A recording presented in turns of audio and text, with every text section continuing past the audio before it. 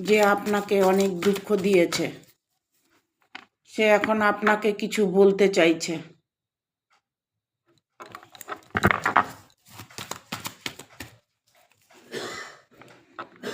আপনার সঙ্গে খারাপ করাটা সে এখন অনুভব করছে।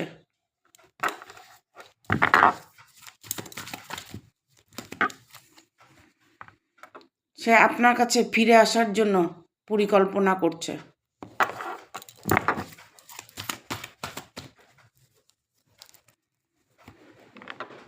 তবে দেখবেন হঠাৎ করে আপনার জীবনে একটা পরিবর্তন আসবে।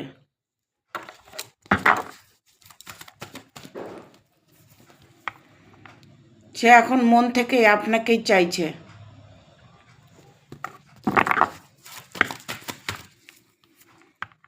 এখন সবটা আপনার হাতেই আছে, আপনার উপর সব নির্ভর করছে।